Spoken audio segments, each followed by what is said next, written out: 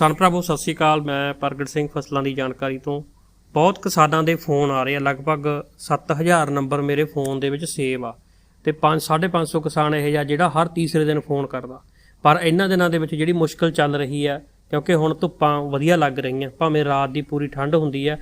NPK ਸਪਰੇਹਾਂ, growth promoter ਸਪਰੇਹਾਂ, ਕਿਸੇ ਨੇ ਬਾਥੂ ਗੁਲੀ ਡੰਡੇ ਵਾਲੀ ਸਪਰੇਅ ਕਰਨੀ ਹੈ, ਕਿਸੇ ਨੇ ਕੋਈ ਜੰਗਲੀ ਪਾਲਕਾ ਜਾਂ ਹੋਰ ਨਦੀਨ ਨਾਸ਼ਕ ਕਰਨੀ ਹੈ, ਜਾਂ ਪਹਿਲਾਂ ਕੀਤੀ ਗਈ ਨਹੀਂ ਗਈ ਖਰਾਬ ਮੌਸਮ ਕਰਕੇ ਲੇਟ ਬੀਜੀ ਸੀ ਕਣਕ।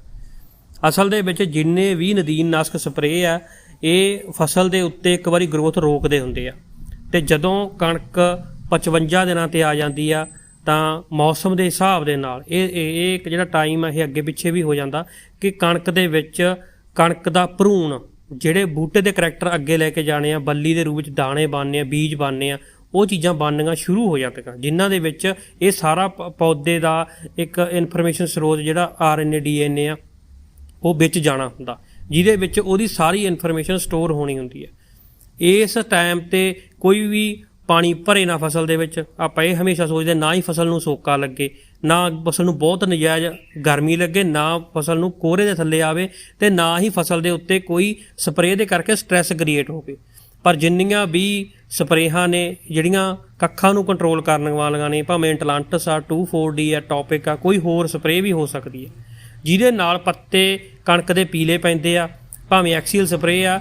ਜਿਨ੍ਹਾਂ ਕਿਸਾਨਾਂ ਦੀ ਕਣਕ 50-55 ਦਿਨਾਂ ਤੋਂ ਉੱਪਰ ਆ, ਕਿਸੇ ਕਾਰਨਵਸ਼ ਕਰਕੇ ਤੁਹਾਡੀ ਫਸਲ ਦੇ ਵਿੱਚ ਨਦੀਨ ਕੰਟਰੋਲ ਨਹੀਂ ਹੋਇਆ ਜਾਂ ਸਪਰੇਅ ਹੀ ਨਹੀਂ ਕੀਤੀ ਗਈ, ਤਾਂ ਹੁਣ ਸਪਰੇਅ ਕਰਨ ਦਾ ਫੈਸਲਾ ਤੁਸੀਂ ਨਾ ਹੀ ਲਿਓ। ਤੁਸੀਂ ਹੋਰ ਸਪਰੇਅ ਕਰਨੀ ਆ ਕੋਈ ਕਰ ਸਕਦੇ ਹੋ।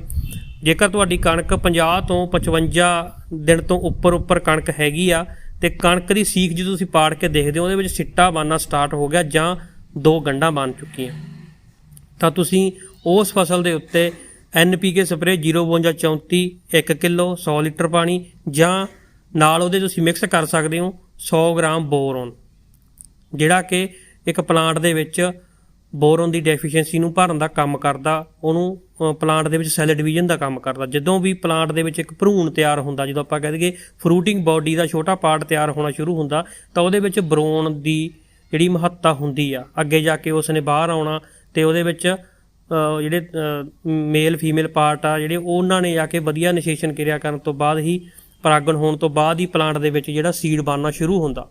ਪਰ ਜੇ ਇਹਨੂੰ ਵੀ ਆਪਾਂ ਲੇਟ ਕਰਦੇ ਹਾਂ, ਕਈ ਵੀਰ ਕੀ ਹੁੰਦਾ ਬੱਲੀਆਂ ਬਾਹਰ ਨਿਕਲੀਆਂ ਖੜੀਆਂ ਹੁੰਦੀਆਂ ਤੇ ਫੰਗੀਸਾਈਡ ਦੇ ਨਾਲ ਹੀ ਉਹਨਾਂ ਨੇ NPK ਪਾ ਲੈਣਾ, ਨਾਲ ਹੀ ਉਹਨਾਂ ਨੇ ਜਿਹੜਾ ਕੋਈ ਬੋਰੋਨ ਜਾਂ ਕੋਈ ਹੋਰ ਤੱਤ ਪਾ ਲੈਂਦੇ ਆ, ਜ਼ਿੰਕ ਵਗੈਰਾ। ਪਰ ਹਮੇਸ਼ਾ ਮੈਂ ਪਹਿਲਾਂ ਵੀ ਨਰਮੇ ਵਾਲੀ ਕਿਤਾਬ ਦੇ ਵਿੱਚ ਸਾਰੀਆਂ ਟੈਂਕ ਮਿਕਸਿੰਗ ਲਿਸਟ ਦਿੱਤੀ ਸੀ ਵੀ ਕਿਹੜੀਆਂ ਸਪਰੇਹਾਂ ਨੂੰ ਮਿਕਸ ਕਰਨਾ ਚਾਹੀਦਾ, ਕਿਹਨਾਂ ਨੂੰ ਬਿਲਕੁਲ ਵੀ ਨਹੀਂ ਕਰਨਾ ਚਾਹੀਦਾ, 1% ਵੀ ਰਿਸਕ ਨਹੀਂ ਲੈਣੀ ਚਾਹੀਦੀ। ਹੁਣ ਆਪਾਂ ਝੋਨੇ ਵਾਲੀ ਕਿਤਾਬ ਲਿਖ ਰਹੇ ਹਾਂ ਤੇ ਮੈਂ ਪਿਛਲੇ ਕਈ ਦਿਨਾਂ ਤੋਂ, ਲਗਭਗ ਕਈ ਹਫ਼ਤਿਆਂ ਤੋਂ ਹੀ ਮੈਂ ਅਪਡੇਟ ਦੇ ਵਿੱਚ ਨਹੀਂ ਹੈਗਾ ਕਿ ਮੈਂ ਵੀਡੀਓ ਪਾਵਾਂ, ਪਰ ਹੁਣ ਮੇਰੀ ਸਿਹਤ ਠੀਕ ਆ, ਲਗਭਗ ਮੈਂ ਹੁਣ ਸਾਰੀਆਂ ਵੀਡੀਓ ਦੇਣ ਦੀ ਕੋਸ਼ਿਸ਼ ਕਰਾਂਗਾ ਕਿ ਕਣਕ ਦੇ ਉੱਪਰ ਤੁਸੀਂ ਜਿਹੜੀਆਂ ਸਪਰੇਹਾਂ ਕਰਨੀਆਂ ਉਹਦੀਆਂ ਫੇਸਬੁੱਕ ਪੇਜ 'ਤੇ ਸਾਰੀਆਂ ਮੈਂ ਲਿਸਟਾਂ ਅਪਲੋਡ ਕਰ ਦਾਂਗਾ ਵੀ ਕਿਹੜੀਆਂ ਮਿਕਸ ਨਹੀਂ ਕਰਨੀਆਂ।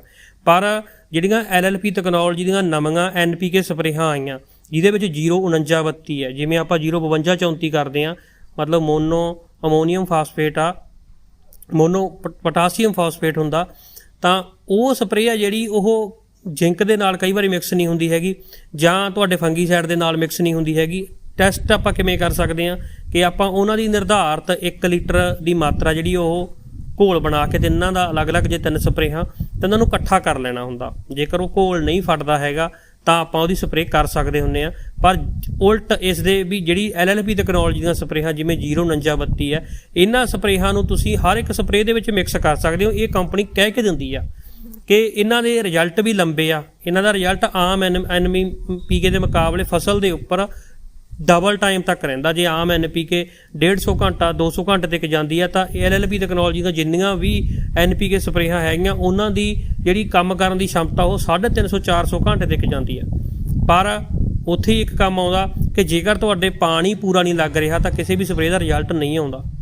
ਇੱਕ ਕਾਰਨ ਹੋਰ ਆ ਕਿ ਜਿਹੜੇ ਸਮਿਆਂ ਦੇ ਵਿੱਚ ਕਣਕ ਦੀ ਫਸਲ ਆ ਚਾਹੇ ਝੋਨੇ ਦੀ ਫਸਲ ਆ, ਜੇਕਰ ਉਹਨੂੰ ਉਹਦੇ ਲੋੜੀਂਦਾ ਤਾਪਮਾਨ ਨਹੀਂ ਮਿਲਦਾ ਹੈਗਾ, ਜਦੋਂ ਆਪਾਂ ਕਹਿ ਦਿੰਦੇ ਵੀ ਸਾਰੀ ਖੇਡ ਮੌਸਮ ਦੀ ਹੈ, ਇਹ ਗੱਲ ਸਹੀ ਵੀ ਹੁੰਦੀ ਆ ਕਿ ਜਦੋਂ ਮੌਸਮ ਸਹੀ ਹੁੰਦਾ ਉਦੋਂ ਹੀ ਸਾਰੇ ਤੱਤਾਂ ਨੇ ਕੰਮ ਕਰਨਾ ਹੁੰਦਾ। ਪਰ ਮੌਸਮ ਦੀ ਸੰਭਾਵਨਾ ਇਹ ਹੈ ਕਿ ਠੰਡ ਲੰਬੀ ਜਾਵੇਗੀ, ਕਣਕ ਦੀ ਫਸਲ ਨੂੰ ਫਾਇਦਾ ਹੋਵੇਗਾ। ਅਗਰ NPK ਸਪਰੇਅ ਤੁਸੀਂ ਸਹੀ ਟਾਈਮ ਤੇ ਕਰਦੇ ਹੋ ਤਾਂ ਉਹਦਾ ਵੀ ਤੁਹਾਨੂੰ ਬੈਨੀਫਿਟ ਮਿਲੇਗਾ। ਜੇਕਰ ਜਿਹੜਾ ਮੌਸਮ ਆ ਪਕਾਈ ਦੇ ਸਮੇਂ ਕਿਸੇ ਵੀ ਫਸਲ ਦੇ ਸਮੇਂ ਉਹ ਸਹੀ ਨਹੀਂ ਰਹਿੰਦਾ ਹੈਗਾ ਤਾਂ NPK ਸਪਰੇਹਾਂ ਦਾ ਕੋਈ ਵੀ ਜ਼ਿਆਦਾ ਵੱਡਾ ਰਿਜ਼ਲਟ ਨਹੀਂ ਆਉਂਦਾ ਹੈਗਾ। ਇਹ ਹਰੇਕ ਫਸਲ ਦੇ ਵਿੱਚ ਨੋਟ ਕੀਤਾ ਗਿਆ।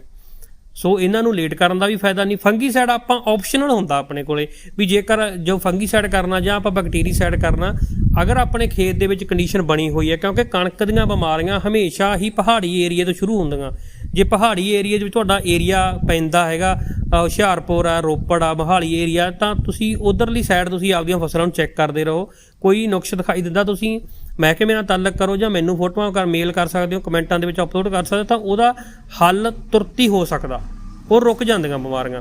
ਜੇਕਰ ਤੁਸੀਂ ਮਾਲਵੇ ਜਿਹੜੇ ਰੀਜਨ ਦੇ ਵਿੱਚ ਲੈਂਦੇ ਹੋ ਪੰਜਾਬ ਦੇ ਜਾਂ ਰਾਜਸਥਾਨ ਹਰਿਆਣਾ ਏਰੀਏ ਦੇ ਵਿੱਚ ਹੈਗੇ ਹੋ, ਤਾਂ ਤੁਹਾਡੇ ਏਰੀਏ ਦੇ ਵਿੱਚ ਬਿਮਾਰੀ ਪਹੁੰਚਣ 'ਤੇ ਟਾਈਮ ਲੱਗੇਗਾ। ਤਾਂ ਤੁਸੀਂ ਇਹਦੇ ਜਿਹੜੇ ਨੋਟੀਫਿਕੇਸ਼ਨ ਜਾਰੀ ਹੁੰਦੇ ਆ PAU ਵੱਲੋਂ ਜਾਂ ICR ਵੱਲੋਂ, ਤਾਂ ਉਹਨਾਂ ਦੇ ਨਾਲ ਤੁਸੀਂ ਹਮੇਸ਼ਾ ਟੱਚ ਦੇ ਵਿੱਚ ਰਹਿਣਾ। ਤੁਸੀਂ ਇਹ ਬਿਮਾਰੀਆਂ ਦੇ ਲਈ ਜਿਹੜੇ ਫੰਗੀਸਾਈਡ ਰਿਕਮੈਂਡਡ ਹੈਗੇ ਕਰ ਸਕਦੇ ਆ, ਪਰ ਲੋੜ ਹੁੰਦੀ ਆ ਫਸਲ ਨੂੰ ਸਹੀ ਗ੍ਰਾਫ 'ਤੇ ਚਲਾਉਣ ਦੀ। ਉਹ ਫੰਗੀਸਾਈਡ ਕਦੇ ਵੀ ਨਹੀਂ ਚਲਾ ਸਕਦਾ। ਉਹ ਹਮੇਸ਼ਾ ਜਿਹੜੇ ਲੋੜੀਂਦੇ NPK ਆ ਜਾਂ ਫਸਲ ਦੀ ਕੰਡੀਸ਼ਨ ਨੂੰ ਦੇਖ ਕੇ ਆਪਾਂ ਕੋਈ ਉਹਦੇ ਸਪਰੇਅ ਕਰਨਾ ਫੈਸਲਾ ਲੈਣਾ ਹੋਵੇ ਤਾਂ ਲੈ ਸਕਦੇ ਹਾਂ। ਮੇਰੀ ਰਿਕੁਐਸਟ ਇਹ ਸੀਗੀ ਕਿ ਇਸ ਸਮੇਂ ਕਣਕਾਂ ਦੇ ਉੱਪਰ ਜਿਨ੍ਹਾਂ ਦੇ 55-60 ਦਿਨ ਤੋਂ ਉੱਪਰ ਕਣਕਾਂ ਹੋ ਚੁੱਕੀਆਂ ਹਨ, ਟਾਈਮ ਵਾਲੀ ਬੀਜੀਆਂ ਹੋਈਆਂ ਜਿਹੜੀਆਂ ਕਣਕਾਂ, ਉਹਨਾਂ ਦੇ ਉੱਪਰ ਤੁਸੀਂ ਕਿਸੇ ਵੀ ਤਰੀਕੇ ਦਾ ਗੁੱਲੀ ਡੰਡਾ ਕੰਟਰੋਲ ਕਰਨ ਲਈ ਬਾਥੂ ਪਾਲਕ ਜਾਂ ਜੰਡਿਆਲੀ ਪਾਲਕ ਨੂੰ ਕੰਟਰੋਲ ਕਰਨ ਲਈ ਕੋਈ ਵੀ ਸਪਰੇਅ ਨਾ ਕਰਿਓ, ਤਾਂ ਤੁਹਾਡੇ ਕਣਕ ਦਾ ਝਾੜ ਨਹੀਂ ਇਫੈਕਟ ਹੋਵੇਗਾ। ਨਹੀਂ ਤਾਂ ਛਿੱਟੇ ਬਿੰਗੇ ਹੋ ਜਾਣਗੇ ਤੇ ਮੁੜ ਕੇ ਦਾਣੇ ਬਰੀਕ ਜ਼ਿਆਦਾ ਬਣਦੇ ਆ, ਮੁੜ ਕੇ ਉਹ ਚੀਜ਼ ਕਿਸੇ ਵੀ ਸਪਰੇਅ ਦੇ ਨਾਲ ਹੱਲ ਨਹੀਂ ਹੋਣੀ ਹੈਗੀ।